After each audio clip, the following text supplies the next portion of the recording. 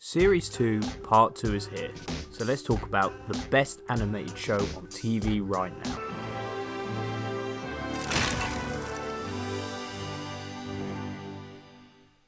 Fans have waited 2 years for a follow-up to the highly successful first series of the Robert Kirkman superhero creation, Invincible.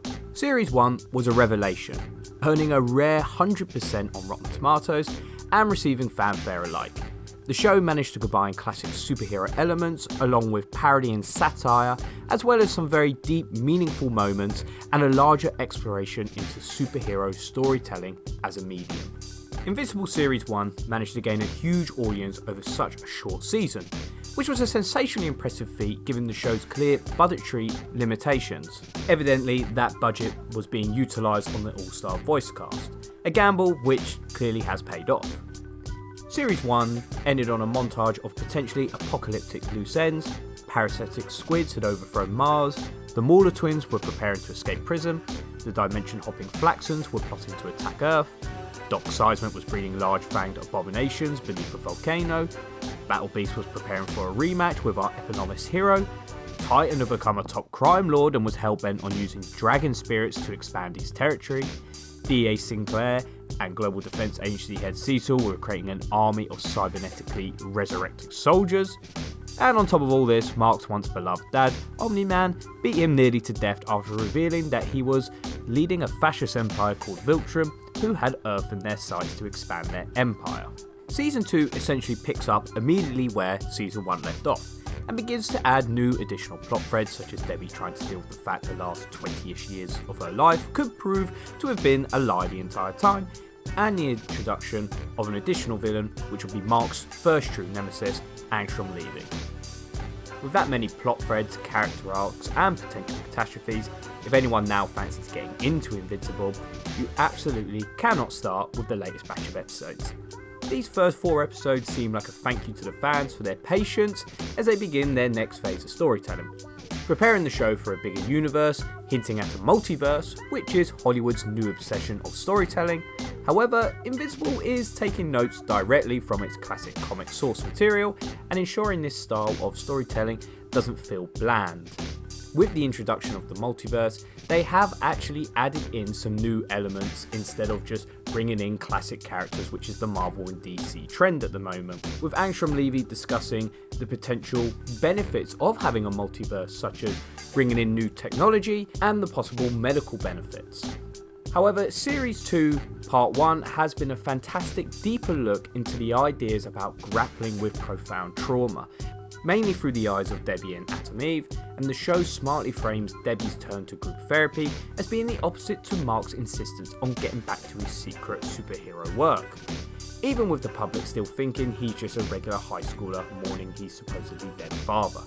Personally, I believe what makes Invincible such a great show and has won so many plaudits and gained such a massive fandom is its deeper look and revisionism of modern day superhero storytelling. Instead of the classic good guys vs bad guys story before moving on to the next big bad, Invincible combines a bombastic multiversal war but with added realism of how trauma can affect everyday people, but as well as the actual heroes the stories revolve around. It's a nice change of pace compared to the Marvel machine, where our characters are able to shrug off the most catastrophic events with a quip and a smile. And whilst Marvel have delved into this type of storytelling with films like Civil War, they've never truly been all in on the concept, and have always quickly reverted back to the status quo. Rather than trying to surprise you with huge, unexpected twists, this season really tries to let you sit with the weight of the world Invincible inhabits, before piling more on, and highlighting how desperate some of our characters' situations have become.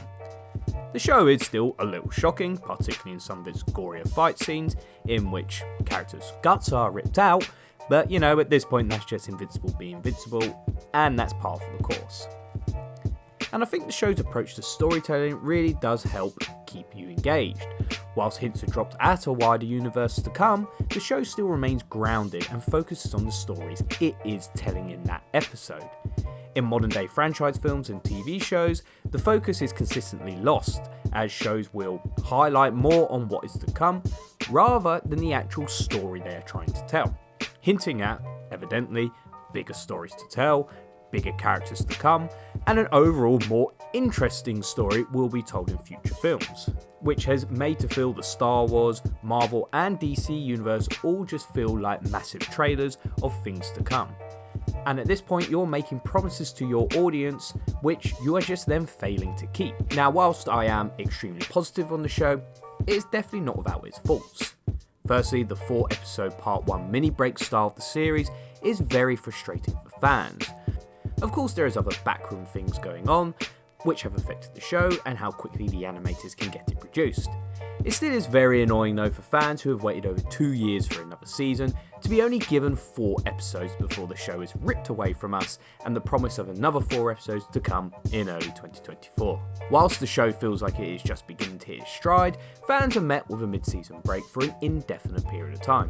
This coupled with only 4 more episodes to come, I feel the series will be running into exactly the same problem. This type of series structure has always been highly frustrating for me, and it is a trap another Robert Kirkman production fell into, being The Walking Dead, which would tell a meandering story through the first half of its season before dropping a bombastic mid-season finale where there would be character deaths, revelations, before putting the show on a break and returning 12 weeks later. I think the season 6 finale of The Walking Dead perfectly emulates this point. I worry that Invincible could be falling into this trap by ending the season 2 mid-season finale on somewhat of a cliffhanger, with episode 4 refocusing on the main Invincible storyline with his father Omni-Man. We saw him taken away by the Viltrumites, and the introduction of General Kree, who gave Mark his task of preparing Earth for invasion. A mid-season finale which had a lot of movement in the main Invincible storyline, but left us somewhat wanting more and promising fans of a larger story to come, which has yet to be introduced. Now of course Invincible hasn't fallen into the trap of The Walking Dead as of yet. The episodes are still excellent and tell a very concise story, whilst The Walking Dead became too over-complex in its storytelling, focusing on various characters every episode. Invincible still manages to walk that line between parody and satire of modern day superhero storytelling, whilst also telling a very deep meaning story looking at trauma and PTSD. Invincible does remind me a lot of Rick and Morty, which would have moments of just far-fetched storylines, but then would also bring it round to a lot of grounded realism. Overall, Series 2 Part 1 of Invincible has been truly fantastic. There are some small problems in how many episodes they're making and mid-season finales, but I think these are good problems to have when your audience wants more. It's all about the stories to come, and if they keep their promises of this bigger universe to come, then I am more than happy with how they're telling their story. I do hope though they don't drag it out too much, kind of like The Walking Dead, which was a 170 issue comic book series which ran for over 11 years, but Invincible seems to be moving through their storylines quite quick, and of 170 issues that Invincible series was, they're already up to about issue 25, so that is nice to see. Overall, this is definitely the best superhero TV series out there at the moment, and I look forward to what is to come. Thank you.